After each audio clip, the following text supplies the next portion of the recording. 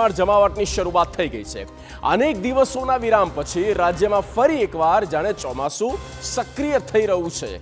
દક્ષિણ ગુજરાતના અનેક શહેરોમાં ધોધમાર વરસાદની શરૂઆત થઈ। વલસાડમાં 4 ઇંચ વરસાદ ખાબક્યો છે। માત્ર દક્ષિણ ગુજરાત જ નહીં પરંતુ સૌરાષ્ટ્રના અનેક શહેરોમાં પણ વરસાદ થયો છે। હજુ આગામી 24 કલાક સુધી ગુજરાતમાં ધોધમાર વરસાદ યથાવત રહી શકે, જે પછી 15 ઓગસ્ટથી પણ એક નવો રાઉન્ડ આવશે।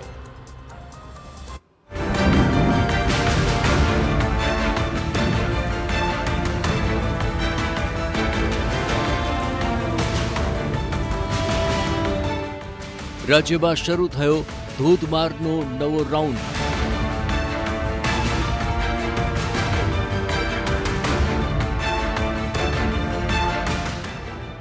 દક્ષિણ ગુજરાતમાં વરસ્યો મુશળધાર।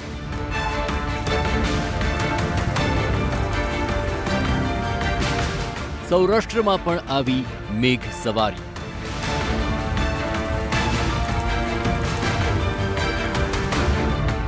આગામી દિવસોમાં કેવો પડશે વરસાદ?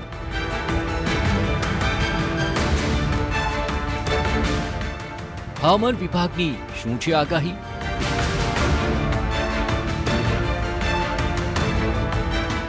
રાજ્યમાં અનેક દિવસોના વિરામ બાદ ધોધમાર વરસાદનું આગમન થયું છે।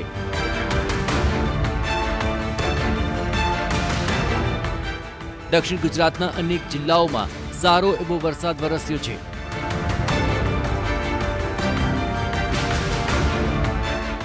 વલસાડમાં વહેલી સવારથી મેઘરાજાની તોફાની બેટિંગ જોવા મળી। વલસાડમાં સૌથી વધુ 4 ઇંચ વરસાદ વરસ્યો છે। શહેરના એમજી રોડ, ચીપવાડ હનુમાન મંદિર, દાણા બજારમાં પાણી ભરાઈ ગયા। વહેલી સવારથી વરસાદને કારણે પાણી ભરાતા વાહન ચાલકોને ભારે પરેશાની ભોગવવી પડી।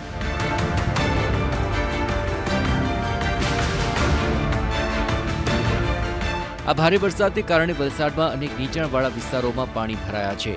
નીચાણવાળા વિસ્તારમાં ઘર અને દુકાનોમાં પણ પાણી ભરાઈ જવાને કારણે સ્થાનિકોને ભારે હાલાકીનો સામનો કરવો પડ્યો।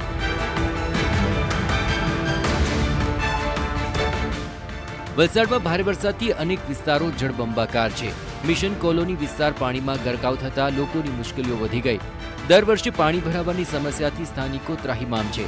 પાણીના નિકાલ માટે યોગ્ય ગટર લાઇન ન હોવાથી લોકોને હાલાકી ભોગવવી પડે છે।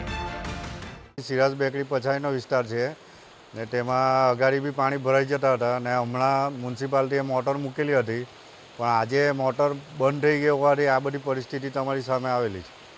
એટલે આ ઘણું બધું પાણી ભરાઈ ગયું ને આ પેલા છેલ્લા 2-3 મકાનમાં બી પાણી ભરાઈ ગયા છે અને હાલત બધાની કફડી મળી ગઈ છે। પારડીમાં 3.86 ઇંચ વરસાદ વરસ્યો। ઉમરગામમાં 1.97 ઇંચ તો વાપીમાં 1.89 ઇંચ વરસાદ વરસ્યો છે। ભારે વરસાદને કારણે રસ્તાઓ જળમગ્ન થયા છે। નવસારી જિલ્લાના ગણદેવી તાલુકાના વાતાવરણમાં પલટો આવ્યો અને લાંબા સમયના વિરામ બાદ ફરી એકવાર વરસાદી માહોલ જામી ગયો। અમલસાડ, સરી બુજરંગ આ સહિતના ગામોમાં ધોધમાર વરસાદ વરસવાના અહેવાલ છે। વરસાદી માહોલ જામતા ગરમી અને બફારાથી લોકોને આંશિક રાહત મળી છે। હજુ પણ ભારે વરસાદની આગાહી છે, ત્યારે મનાઈ રહ્યું છે કે હજુ પણ ભારે વરસાદ ખાબકી શકે છે। માત્ર દક્ષિણ ગુજરાત જ નહીં પરંતુ સૌરાષ્ટ્રના અનેક જિલ્લાઓમાં પણ વરસાદી માહોલ જામ્યો છે। જૂનાગઢથી લઈને રાજકોટ સહિત અનેક જિલ્લાઓમાં મેઘમહેર જોવા મળી છે। સૌરાષ્ટ્રમાં છેલ્લા અનેક દિવસોથી વરસાદે વિરામ લીધો છે, જેને કારણે ગરમી વધી ગઈ હતી। ખેડૂતો પણ ચિંતામાં મુકાયા હતા, ત્યારે હવે વરસાદ થતાં લોકોને રાહત થઈ છે। 16 ઓગસ્ટ સુધી રહેશે વરસાદ। દક્ષિણ ગુજરાતમાં હજુ પણ આવશે વરસાદ। સૌરાષ્ટ્રમાં પડી શકે છે શ્રીકાર વર્ષા। હવામાન વિભાગ દ્વારા રાજ્યમાં વરસાદ યથાવત રહેવાની સંભાવનાઓ વ્યક્ત કરવામાં આવી છે। 16 ઓગસ્ટ સુધી રાજ્યમાં વરસાદ યથાવત રહી શકે છે। હવામાન વિભાગે રાજ્યના 2 જિલ્લા તથા કેન્દ્ર શાસિત પ્રદેશમાં ઓરેન્જ એલર્ટ સાથે ભારેથી અતિભારે વરસાદ થવાની સંભાવનાઓ વ્યક્ત કરી છે। આ સાથે દક્ષિણ ગુજરાત અને દક્ષિણ સૌરાષ્ટ્રના જિલ્લાઓમાં યલો એલર્ટ સાથે ભારે વરસાદ થવાની સંભાવનાઓ પણ વ્યક્ત થઈ છે। હવામાન વિભાગે કહ્યું છે કે ગુજરાત પરથી સાયક્લોનિક સર્ક્યુલેશન પસાર થઈ રહ્યું છે અને તેની અસર રાજ્ય પર દેખાઈ રહી છે।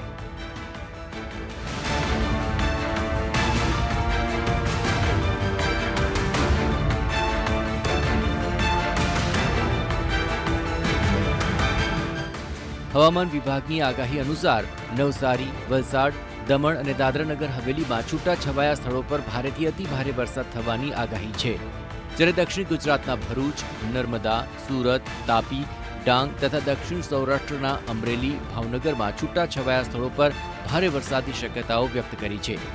અમદાવાદમાં સવારે વરસાદી વાતાવરણ બન્યું હતું, પરંતુ સામાન્ય ઝાપટા બાદ તડકો આવી ગયો હતો. ત્યારે અમદાવાદ તથા આસપાસના વિસ્તારોમાં હળવાથી મધ્યમ વરસાદ થવાની સંભાવનાઓ વ્યક્ત કરવામાં આવી છે. अगस्त से लेकर 16 अगस्त तक हल्का से मध्यम बारिश होने का संभावना है राज्यों में, और जो हमारा यूनियन टेरिटरी दीव, दमन, दादरा नगर हवेली में. और आज के लिए गुजरात क्षेत्रों में heavy to very heavy rainfall का वार्निंग ऑरेंज कलर के साथ दिया गया है. मेनली जो दक्षिणी क्षेत्रों में जो राज्य है, ज़िला है, इसमें जो ज़िला आ रहा है नवसारी, वलसाड और यूनियन टेरिटरी में दमन, दादरा नगर हवेली में आज ऑरेंज अलर्ट के साथ heavy to very heavy rainfall isolated places में दिया गया है. और हेवी रेनफॉल का वार्निंग येलो कलर के साथ दिया गया है बहरोज, सूरत, नर्मदा, तापी और डांग के लिए. और जो हमारा सौराष्ट्र कच्छ के लिए अमरेली और भावनगर के लिए हेवी रेनफॉल का वार्निंग दिया गया है आइसोलेटेड प्लेसेस में येलो कलर के साथ. માછીમારોને 12 થી 14 તારીખ દરમિયાન દરિયો ન ખેડવા અંગેની ચેતવણી આપવામાં આવી છે. રાજ્યના ઉત્તર ભાગમાં આવેલા દરિયાકાંઠાના ભાગો માટે આ સંભાવનાઓ વ્યક્ત કરવામાં આવી છે, જે દરમિયાન દરિયામાં કરંટ જોવા મળી શકે છે. આ દરમિયાન પવનની ગતિ 40 થી 50 કિલોમીટર અને ઝાટકાનો પવન 60 કિલોમીટર સુધી જવાની સંભાવનાઓ પણ સ્થાનીય હવામાન વિભાગે વ્યક્ત કરી છે. અપર એર સાયક્લોનિક સર્ક્યુલેશન ગુજરાતથી ઉત્તર પૂર્વ અરબી સમુદ્ર પરથી પસાર થઈ રહ્યું છે અને મોન્સૂન ટ્રફની સ્થિતિ દેશના ઉત્તર ભાગમાં ફરીદકોટથી પૂર્વ ઉત્તર દિશામાં અરુણાચલ પ્રદેશ સુધી છે. રાજ્યમાં ચાલુ વર્ષે સારો એવો વરસાદ વરસ્યો છે અને આગામી સમયમાં પણ વરસાદ ચાલુ રહેવાની શક્યતા છે.